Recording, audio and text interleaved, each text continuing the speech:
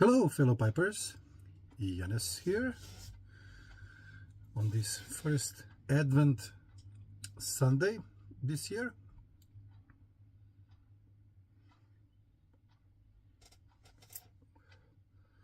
Smoking this monster of meerschaum from Tanganyika Meerschaum Company, meaning it had an elephant on the stem, and in it I'm smoking Cigar Cake 2023, my own production using component tobaccos from Robert McConnell.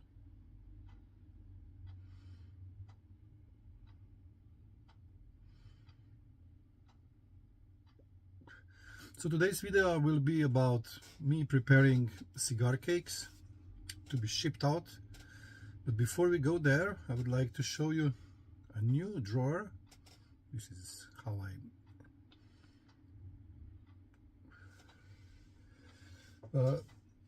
I will use it. So here you see the a cigar humidor from CAO,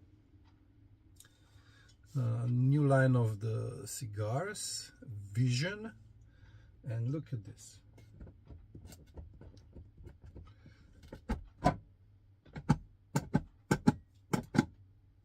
Huh?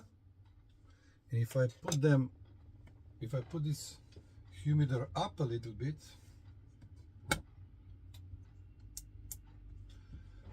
also the sign on the top, CAO Vision blue light. Now, maybe you will ask yourself, it has internal battery that you can recharge through the USB cable and so on. And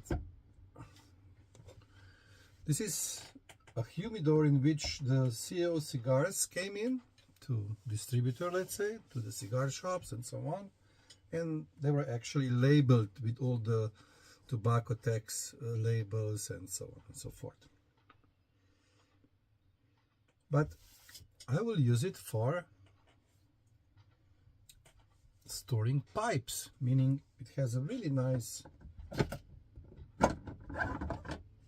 tray drawer, which can take, if I line the drawer, will take some cigars inside. See, something like that. And in the middle, it has, in this part here, it has place for humidifier and so metal plate on the back and the magnets and so on. Okay, now how will this video unfold? Apart of me showing you this cigar humidor that I will use as a box to put the pipes in. I also have a big humidor from Macanudo. It's actually tall as me and I don't know, 60 centimeters wide. How much is that? 24 inches. And as tall as me, all in glass. A professional one that I'm using to store empty tins.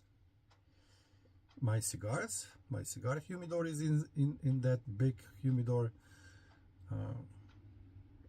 Other cigars that I'm aging, meaning putting in the aging in the sense of preserving them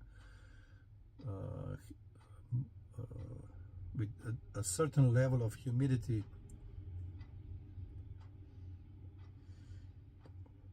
to be used for cigar cakes, and some other trays, and as I said, empty pouches, tins, and stuff like that. Now let's move to the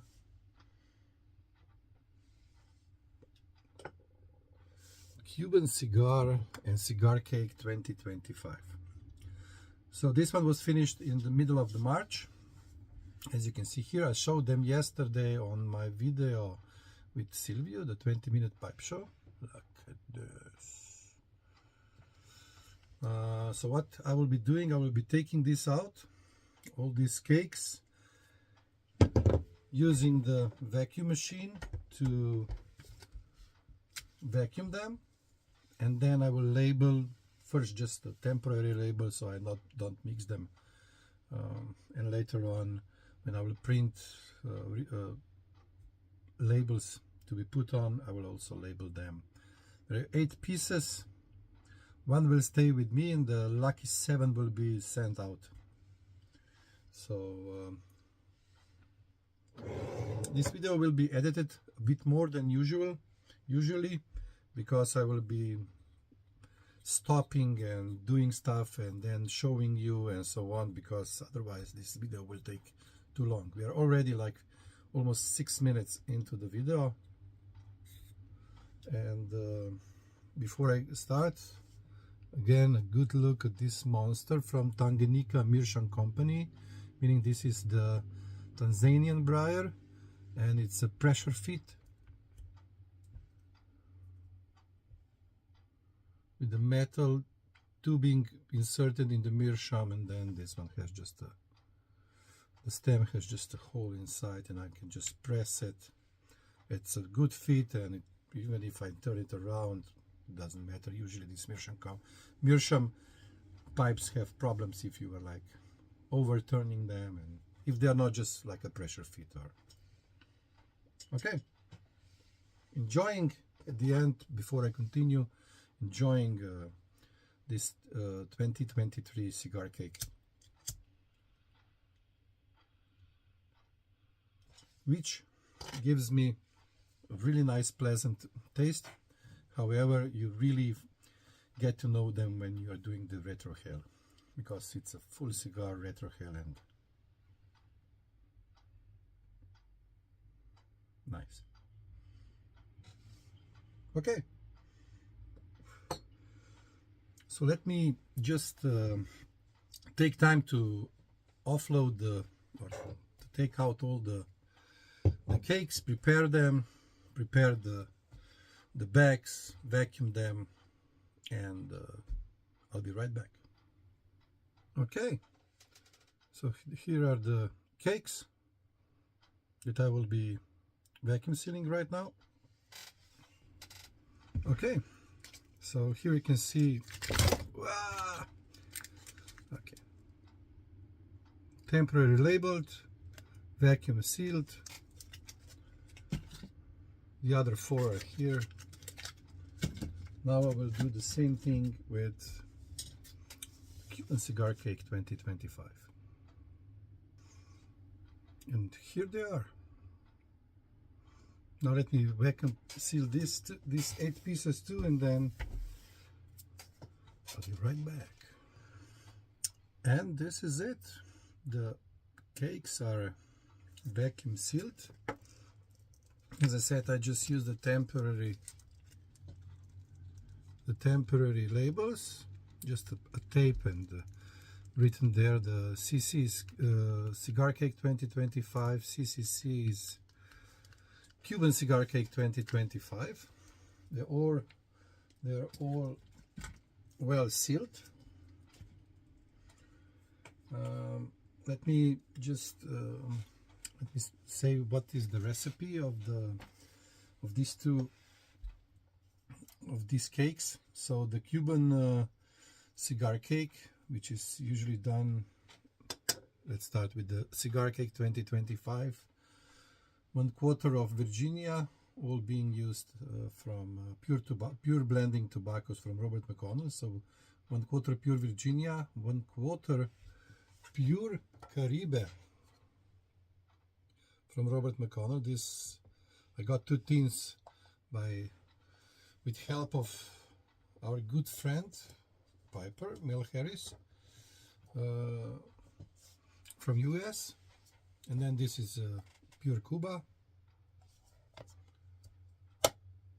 and pure Virginia. So 1/4 of pure Virginia, 1/4 of pure Caribe, and 1/2 of Cuban pure Cuba. So Caribe and Cuba, pure Caribe and pure Cuba are cigar leaves. One originating from Cuba, the others from the surrounding Caribbean area.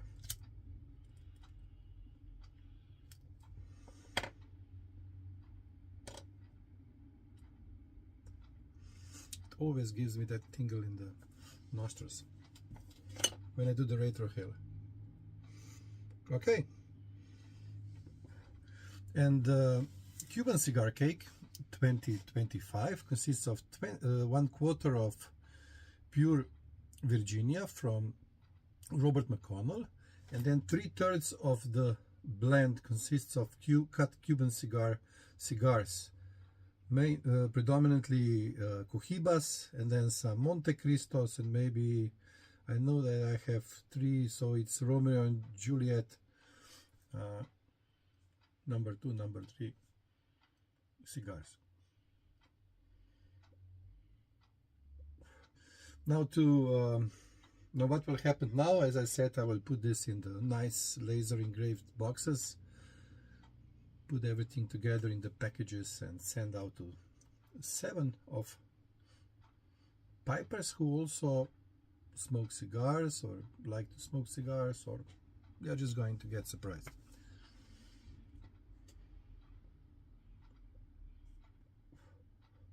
Now, before I conclude this video, I would like to talk a little bit in general about making your own blends.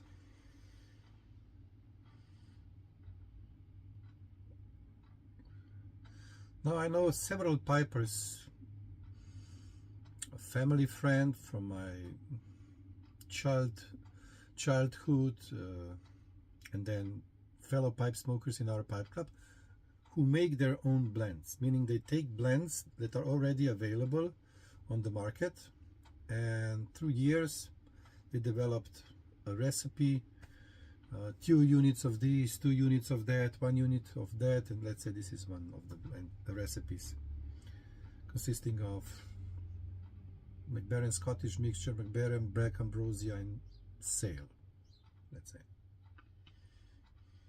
And this is, as I said, an aromatic mixture in this case.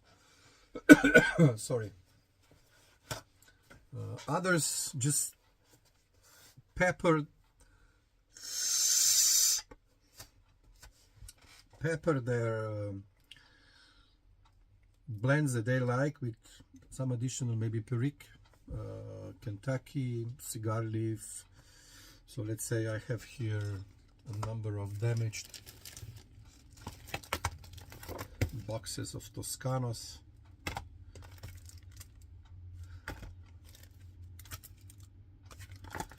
You cannot put into the shop something like that, so somehow I got my hands on them.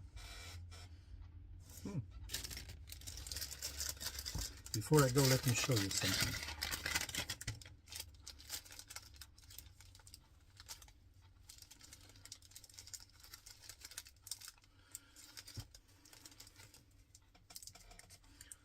So these are Toscano Master Aged. Number 2, I think you have number 1, 2, 3, and maybe 4. I don't know. They're, I think, all 1 year old, or maybe they are 2, but they're all, and then they are different, maybe sizes or for thickness, the gaug, and so on. These are also those. I often smoke these Toscano cigars while working, because I don't have luxury of taking an hour or even more to smoke a pipe. Plus, especially during the winter, taking pipe into the office and so on, it's something I want to avoid. Leaving it outside somewhere on the window shelf or something like that, to be exposed to all the weather and so on, it's also not good. So what I decided is to, or even in the summer when it's hot and it can dry up the wood, and sometimes even that happened to me when I was camping. The wood got so stiff and it shrank due to the high temperature, that when I was pulling out the stem, it was one, I think it was the other one, 109 shape. So this tube that takes 9mm filter, it's got stuck in the shank because of that. And then I had to repair it, let's say. So that's why I'm smoking this, but predominantly Toscano Garibaldi. Just cutting it in half and having a quick smoke. So, general advice on blending, mixing, pressing even, and so on. Pipe tobacco, if you want to do it at home. What you just saw here is 800 grams of tobacco. Now in one case, these are all tinned blending tobaccos. In the other case, it's just 1/4 of tinned blending tobacco and 3/4 of cut cigars. Now, if you are doing this with some premium cigars, you know what is the price. It takes quite a lot.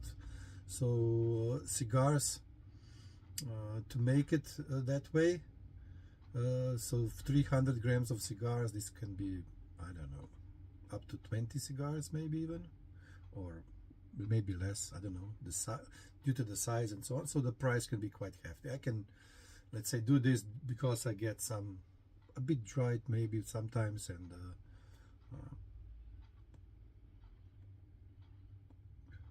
broken, damaged cigars, let's say. Now, if you're using normal cigars and you're cutting them into ribbons, let's say, into small pieces, it's good that they are not totally dry, because when you are then handling them, cutting them, you get a lot of tobacco powder. You are actually destroying the content that you are using for blending. So I do put them into trays, humidify them and so on, so they are easier to handle and cut and blend and mix and so on. But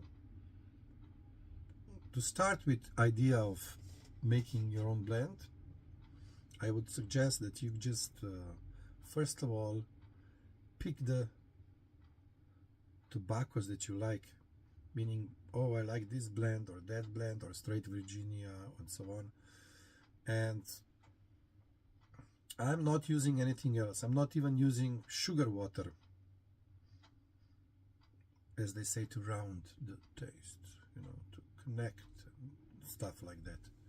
It's not what I do. I just use the distilled water. Plus I do sanitize the surfaces, tools, my hands and so on before touching the tobacco and so on.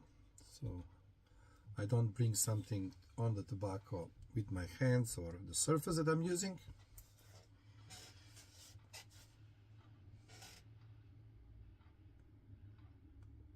And when you know which tobacco, which blends you like, you can maybe distinguish out of that which blend type is that, what are the usual component tobaccos, and then you need to work on the recipe regarding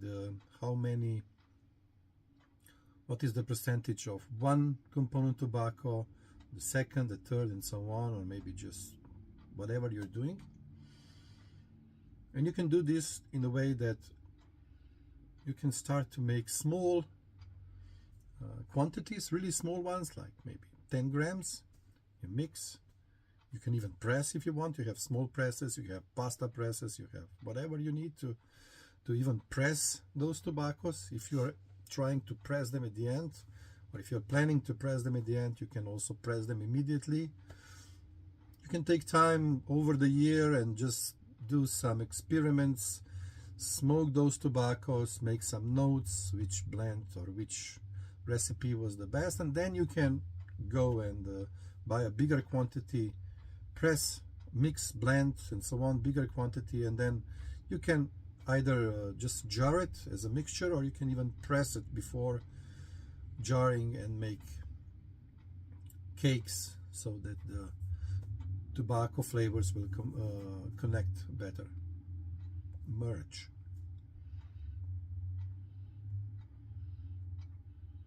So